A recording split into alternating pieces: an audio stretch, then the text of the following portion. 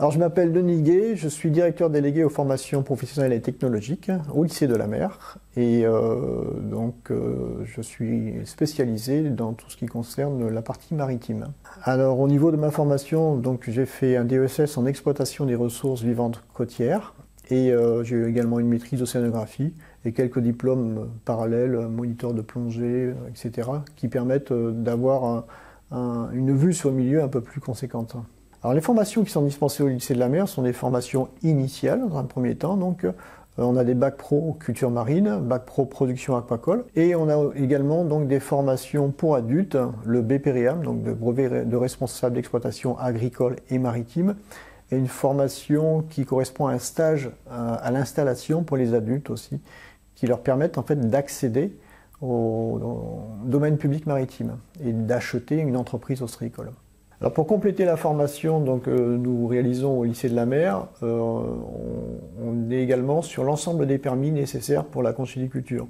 Donc on fait le matelot 1, le matelot 2, le patron 1 qui donne l'autonomie complète aux ostréiculteurs pour aller sur les parcs. Et ce qui est intéressant, c'est qu'on fait également la mise à niveau sur ces permis et sur les domaines de sécurité de l'ensemble des ostréiculteurs du bassin d'Arcachon.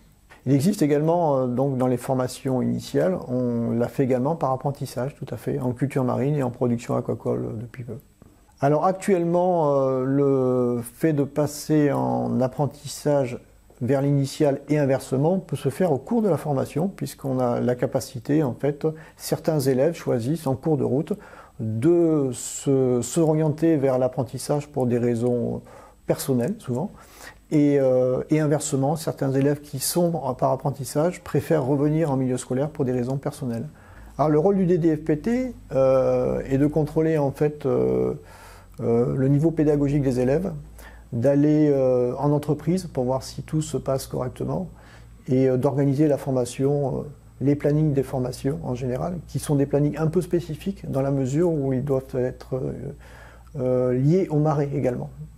Voilà, donc on réalise nos formations par rapport au cycle des marées de façon à ce que les professionnels aient le plus souvent les élèves pendant les cycles favorables.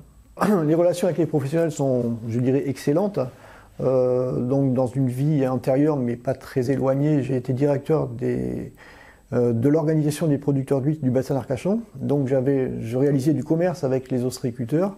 Et après, nous avons juste à côté le centre régional de conchyliculture avec lequel on a des relations très régulières puisque une fois par mois, par exemple, on va présenter nos futurs installants à l'ensemble des administrations de la formation pour qu'ils puissent avoir les différents interlocuteurs, leur permettant ainsi d'accéder plus facilement à l'installation. Le plus de l'apprentissage, pour les élèves, je pense que c'est souvent lié au fait qu'une partie de leur famille est déjà ostréiculteur. Donc dans ce cadre-là, ces élèves-là favorisent l'apprentissage parce qu'ils ont envie d'aller sur les terrains.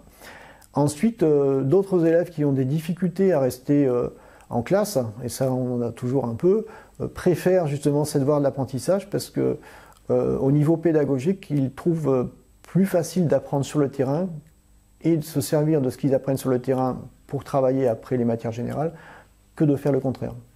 Et ça, c'est indéniable. Nous, on s'est aperçu en tant qu'enseignants que les élèves qui passaient par l'apprentissage avaient une réussite un peu plus importante que les élèves qui étaient en initiale. L'ostréiculture, en fait, est un métier qui, prime abord, paraît difficile, compliqué, et on s'aperçoit qu'avec la mécanisation que l'on peut y mettre actuellement, le développement des entreprises, des dégustations, on a un métier nouveau qui est accessible à tout le monde. On a de plus en plus de femmes qui viennent dans ce métier et globalement, un ostréiculteur qui fonctionne bien gagne au moins autant qu'un enseignant qui fonctionne bien.